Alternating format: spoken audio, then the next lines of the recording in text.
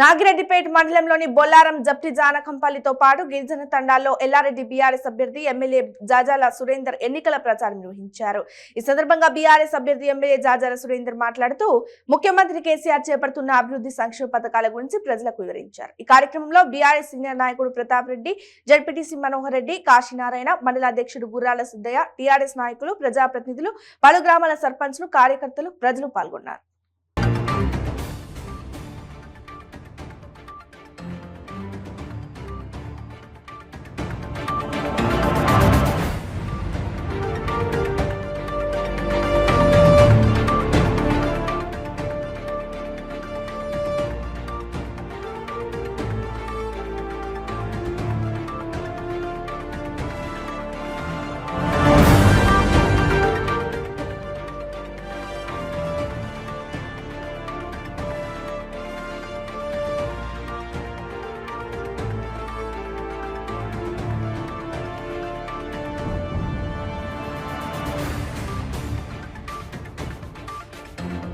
ఈ గ్రామాన్ని అభివృద్ధి చేసినామని చెప్తా ఉన్నాం. మామూలు విషయం కాదు ఇది. ఒక్కొక్కరు 3-4 సార్లు ఎమ్మెల్యేలైనా మరి అప్పుడు ఎందుకు చేయలేదు ఒక్కసారి ఆలోచన చేయండి. ఇక్కడ ఉన్నటువంటి బొల్లారం గ్రామంలో ప్రధాన సమస్య నీళ్ళ సమస్య ఉంది. అది గౌరవ ముఖ్యమంత్రి గారు కూడా చెప్పడం జరిగింది. మరి తాండూరు దగ్గర లిఫ్ట్ పెట్టి మరి మన బొల్లారం గుట్ట మీద నీళ్లు పెడితే మన ప్రతి గుంటకు నీళ్ళు వస్తాయని చెప్పి సభాముఖంగా తెలియజేస్తున్నాం. అది ప్రయత్నం కూడా చేస్తూ ఉన్నాం. ఎందుకంటే నీళ్ళు ఉంటేనే మనకు ఏ పంట అయినా పండించుకోవచ్చు. ఒక్కసారి మీరు బొల్లారం గ్రామంలో ఉన్నటువంటి ప్రతి ఒక్కరు ఆలోచన చేయాలి. తెలంగాణ రాకముందు మన గ్రామ భవిష్యత్తు ఏముండే? ఆ రోజు కరెంటు తోటి, కన్నీళ్ళతోటి, పంటలు వండక, కరువులతోటి అల్లా కల్లోలంగా ఉండేది మన భవిష్యత్తు.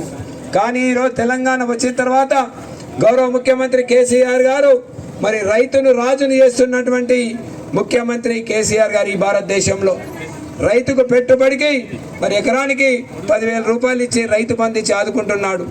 రైతు చనిపోతే రైతు బీమా ద్వారా 5 లక్షల రూపాయలు ఈ భారతదేశంలో ఎవరైనా ఇస్తున్నారంటే అదొక్క కేసీఆర్ గారే.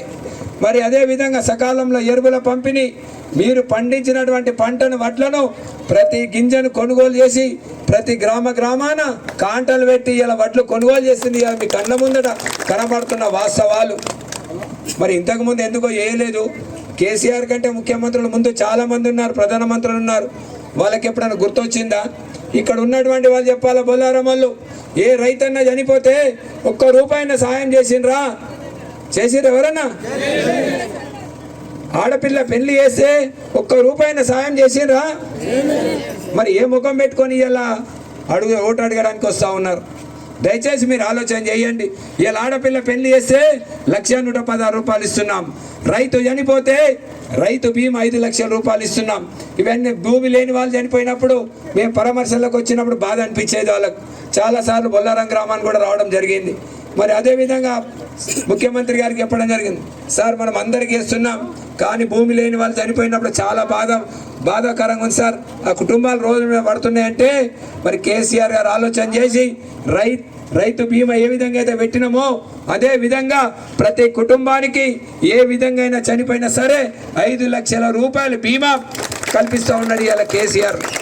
ఇది వాస్తవాలు, మీ కళ్ళ ముందర జరిగిన వాస్తవాలు. ఆలోచన చేయాలి. ఈ 75 ఏళ్లలో 60 ఏళ్ళు ఈ కాంగ్రెస్ పరిపాలించింది కదా, మరి అప్పుడెందుకు వేయలేదు రైతును? ఎంతసేపు ఎలక్షన్లు రాగానే రైతుల గురించి మాట్లాడడం తప్పితే గద్దెనెక్కిన తర్వాత మర్చిపోతా ఉన్నారు. ఈయల్లో ఉన్నటువంటి పిసిసి రేవంత్ రెడ్డి ఏమంటాడంటే ఆయన వ్యవసాయదారుని కొడుకో మళ్ళీ ఇంకెవరు కొడుకో తెలియదు. మరి కంప్యూటర్ వృత్తితో వ్యవసాయం వడ్లు పడతాయి అనుకుంటున్నట్టుండు. ఒక్కసారి ఆలోచన చేయండి. ఉన్నోళ్ళు 3 గంటలకు 3 ఎకరాలు వాడుతుందా? 3 గంటల కరెంట్ ఇస్తే 3 ఎకరాలు వాడుతుందా? మరి కాంగ్రెస్ వాళ్ళు కొట్టేసాక 3 గంటల కరెంటే ఇస్తాడట. వేద్దామా? మరొక్కసారి చూద్దామా బాధలు? దయచేసి ఆలోచన చేయండి. ఇవాళ 24 గంటలు కరెంట్ ఇస్తున్న కేసీఆర్ని కాదని ఇంకా కర్ణాటకకేని వచ్చి చెప్తున్నారు మేము 5 గంటలు వ్యవసాయానికి ఇస్తామని. 5 గంటలతోటి ఏమన్నా వస్తుందా? 5 గంటలతోటి ఏమి కాదు, ఇవాళ 24 గంటలు కరెంట్ ఇస్తున్నారు, రైతులు సంతోషంగా ఉన్నారు, ఇప్పుడిప్పుడే జర్ర చిక్కబడతా ఉన్నారు. ఇది వాస్తవాలు, కండ్ల ముందర జరిగిన. సకాలంలో ఎరువుల పంపిణీ చేస్తూ ఉన్నాం, ఇవన్నీ జరుగుతున్నాయి, ఒకటొకటి ఇప్పుడు అవుతా ఉన్నాయి. బ్రిడ్జీలు అయిపోయిన మీ కండ్ల ముందట 5 ఏళ్ల కింద ఎల్లారెడ్డి ఎట్లుంది, మరి ముఖ్యంగా మనం ఎల్లారెడ్డి ఓడానికి చెరువు కట్ట ఎట్లున్నది మీ అందరు తెలుసు. కరోనా ఉన్నా మరి 2 సంవత్సరాలు కరోనాతో పోయినా నాకు దొరికిన 20 నెలల కాలంలో ఇవాళ మీ కళ్ళ ముందట ఉన్నటువంటి అభివృద్ధి కనబడతా లేదా అని నేను అడుగుతా ఉన్నాను. చెరువు కట్ట 10 కోట్లతోటి 60-70 కోట్లతోటి ఇలా ఎల్లారెడ్డి పట్టణాన్ని సర్వసుందరంగా తెరుచుకున్నాం. 100 పడకల ఆసుపత్రులు ఏర్పాటు చేసుకోబోతున్నాం. 5 కోట్లతోటి బస్ స్టాండ్ని ఏర్పాటు చేసుకొని ఉన్నాం. డయాలిసిస్ సెంటర్ ఏర్పాటు చేసుకున్నాం. ఇవన్నీ మీ వల్ల చేసింది వాస్తవం కాదా? మరి ఒక్కొక్కరు 3-4 సార్లు ఎమ్మెల్యే లేదు, ఎందుకో చేయలేదు. చేయాలని మనసు ఉండాలా, తపన ఉండాలా, పేద ప్రజల గురించి మాట్లాడాలా. ఇవన్నీ వాస్తవాలు. మీరు ఒక్కసారి ఓటేసే ముందు ఆలోచన చేయాలి. మరి ఇక్కడ ఇవాళ కాంగ్రెస్ పార్టీ తరఫున ఒక వ్యక్తి వస్తూ ఉన్నాడు. మరి ఎక్కడికైనా వచ్చిండంటే మరి కరీంనగర్కైనా వచ్చిండు. ఇవాళ గ్రామాలలో ఏం జరుగుతోంది, మరి ఇలా ఇక్కడ కూడా ఉండొచ్చు కాంగ్రెస్ కార్యకర్తలు, 1-2-3 ఉన్నారా? వాళ్ళు కూడా మన సోదరులే, కానీ వాళ్ళని అవమానపరుస్తూ ఇవాళ వాళ్ళకి సంబంధం లేకుండా కడప, కర్నూలు, ఖమ్మం, నల్గొండకి గుండాలను తీసుకొచ్చి ఇవాళ గ్రామాలలో ప్రచారం చేస్తుండ్రు. మన గ్రామంలో ఉన్న కార్యకర్తలకు సంబంధం లేకుండా వాళ్ళ అవమానపరుస్తూ మరి ఇవాళ ప్రచారం చేసుకుంటున్నారు. మరి ఎవడన్నా కార్యకర్త, ఏ పార్టీ కార్యకర్త ఆ పార్టీకి వేసుకుంటాడు లేదే? ఏ పార్టీ, సిపిఎంకి వేసుకుంటాడు, బీజేపీకి వేసుకుంటాడు, ఏ పార్టీ ఆ పార్టీ. మరి దిక్కుమాలినోడు కార్యకర్తల మీద దేవుని మీద ప్రమాణం చేపిస్తాడు? కార్యకర్తల మీద దేవుని మీద ప్రమాణం చేస్తాడు ఎవడన్నా? ఎప్పుడన్నా చేపించిండా? జనార్దన్ అన్న 2-3 సార్లు పోటీ చేసి ఓడిపోయింది, గెలిచిండు. నేను 2-3 సార్లు పోటీ చేసి ఓడిపోయినాం. రవీందర్ రెడ్డి కూడా గెలిచిండు, ఓడిపోయిండు. ఎప్పుడన్నా ఒట్టు పెట్టించినాం ఎవరికన్నా? మరి ఇవాళ గీనెందుకే ఒట్టు పెట్టిస్తున్నాడు? దయచేసి గ్రామంలో ఉన్నటువంటి యువకులు ఇవాళ ఆలోచన చేయాలి.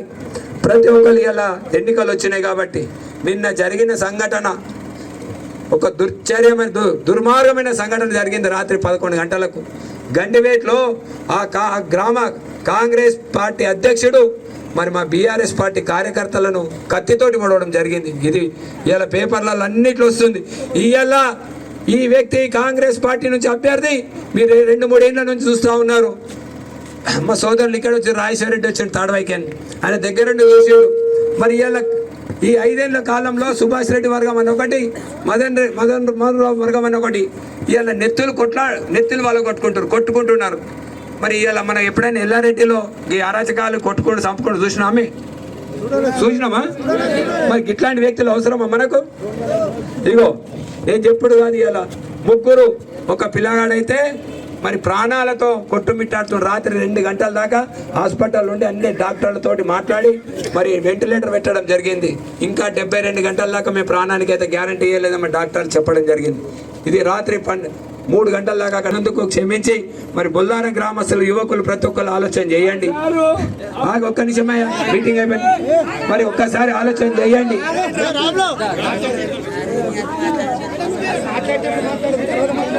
ఒక్కసారి ఆలోచన చేయండి.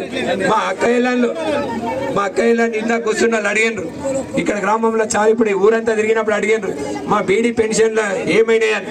ఈ భారతదేశంలో బీడీ పెన్షన్ ఇస్తున్న ఏకైక రాష్ట్రం తెలంగాణ రాష్ట్రం.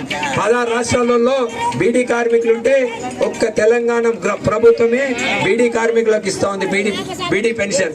మరి దయచేసి ఎవరైతే మిస్ అయినాయో మార్చి తర్వాత ప్రతి ఒక్కరికి బీడీ పెన్షన్లు వస్తాయి.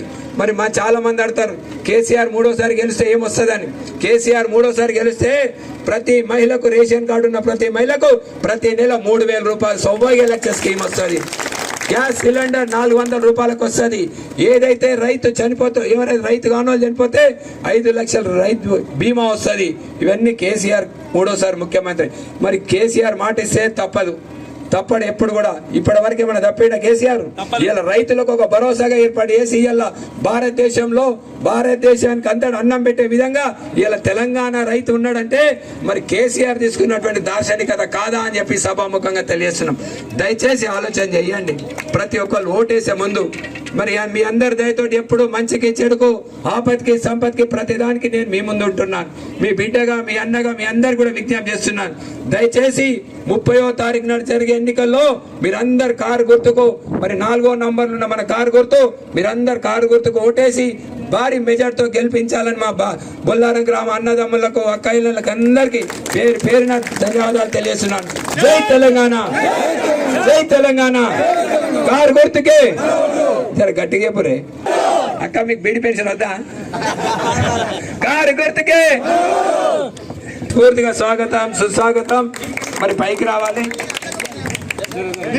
బీజేపీ గ్రామాధ్యక్షులు మరే విధంగా దశరథం గారు ఇప్పుడు హై స్కూల్ చైర్మన్, మాజీ ఉప సర్పంచ్ బొల్లారం, అలాగే నారాయణ గారు,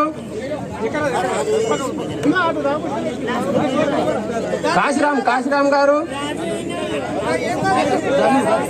అది ఏ రోజుకున్నా మనమే తీరుస్తాం. అది మీకు ఈ సభాముఖంగా మాటిస్తున్నాను. ఎవరికైతే పోడు రాలేదో మరి రెవెన్యూ రాలేదో అసైన్మెంట్ కమిటీ కూడా వేయడం జరిగింది. వాళ్ళకు కూడా ఇప్పించే బాధ్యత నాదని చెప్పి సభాముఖంగా తెలియజేస్తున్నాను.